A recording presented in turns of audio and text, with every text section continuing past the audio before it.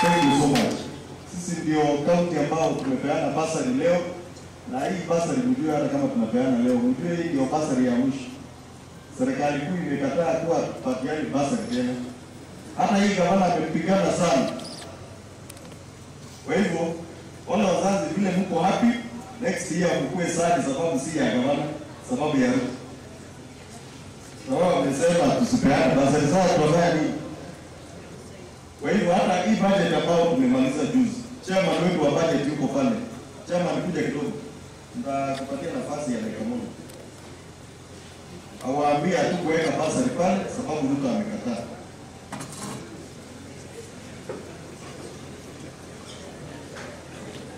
Excellency the Governor, the Deputy Governor, CCs, Chief Officers, my colleague MCS, na wazazi ya mjambo. Nataka kuhakikisha ya kwamba vile Majority Leader amesema, na akisema right pia mimi nasema right. Bila anasema Ruto alikataa tusipeane basari, hivyo ndio iko. Sina mambo mengi ya kusema. Kwa hiyo mwaka ujao tutakuwa na basari, na tutakuwa na school feeding program. Asanteni sana. Kwa hivyo next year msipige gavana, hiyo maneno mchukue hasira kwa Ruto ndiye alikataa. Na serikali yake. At all of the time. Asante sana. Mheshimiwa Gavana, Naibu Gavana, all protocols officers. Mimi kwa majina naitwa Jacob Kalongo Pangani. I'm the MCA for Kisii West, and also the Deputy Speaker for Kisii County Assembly. On behalf of the Assembly of Kisii, I want to thank you, Mheshimiwa Governor, for the work you're doing. Na sana, the fight you put to ensure that we have bursaries here. The 205 million that were put aside for the bursaries, the national government had gone ahead and said, hakuna vile county inashapatiana bursary. But I want to ask them, hakuna mtoto ambaye ni wa national government na hakuna mtoto ambaye ni wa county. Wakati tunapatiana bursaries kwa wazazi ambao walipiga kura kwa hiyo government ya Kenya Kwanza, wakachagua rais, wakijua siku moja watapokuwa na shida ya kupeleka watoto shuleni watapata usaidizi. Huyo rais sasa amekataa wasipate bursary. Sisi tunataka kusema kutoka hapa Kisii, unaposema utaki kusaidia wazazi ili tuache kuwapatia bursary, na sisi kama kaunti ya Kisii hatutasimama na wewe tena. Hakuna vile watu wanakuja kuchagua rais ambaye anawanyanyasa wao. Itaiwezekani tena, na ndio maana tunasema miaka 5 iliyopita kuna wakati rais alikuwa anaitwa Uhuru Kenyatta, alikuwa na waziri wa elimu, akaleta mambo ambayo tulikuwa tunasema ya kulipia watoto wote wanafanya class 8 wakati huo wale wanafanya form 4. Akasema 7,200 for exams itolewe ili wazazi wapate nafuu. Hii serikali ndio sasa inasema tena mzazi aanze kulipa mambo ya mtihani. Utakubali? And we are saying no, and we are asking waziri wa elimu, Mheshimiwa Ogamba, it is good that you come from this region. It is not going to be accepted that any parent is going to pay examination fees going forward. And we will not allow it to happen. And what we are asking you is that the policy that you are making in the Ministry of Education must be able to support our parents ili wapate nafuu, kila mtu asome. Si mtoto atajiri ana shule, yule ambaye anasikia sina shule. Mheshimiwa Gavana, through the Council of Governors, muulize rais ya kwamba basari ikitoka na yeye anatoka vile vile. Basari ni kitu muhimu sana. Sijui, I know some of us want our children to go to school, but some of our parents hawezi enda shule, mtoto anakaa nyumbani. Imagine having young girls in your villages not able to access education because someone sat in the state house and thought he needs to move that money and put in something called empowerment program.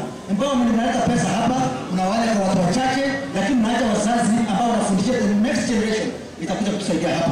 So we want to say, Mheshimiwa Gavana, ukienda kwa Council of Governors, ensure that the president of the day serves the nation for the 5 years. Kama ataendelea namna hiyo, hata hii one term tulisema itakuwa miaka 3 na kutoka next year. Asante sana. Excellency, the Governor, the Deputy Governor, and all protocol officers. Fikiria, this is a very important day. Governor, what you are not aware, hapo nyumbani mashinani, kila wakati tunapigiwa simu, wazazi Sasa wanauliza juu ya basari, lakini kupitia mapenzi ya Mungu tuliomba, ukafanya bidii mpaka leo tuko hapa. Na kitu nataka mwingine niongee, vile some of us have indicated that the next year ito majority. Kitu tutafanya sote, wanafunzi, wazazi, leaders, tuombe sana huyu ambaye mmesema, kama wewe mmesema, Mungu amuguse kupeana next year vile tunaelekea 2027. Lakini tukifika 2027 tutafanya vile science itatuambia.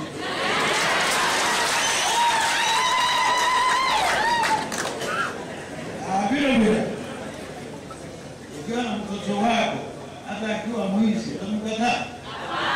Asanteni. Asante sana. Jambo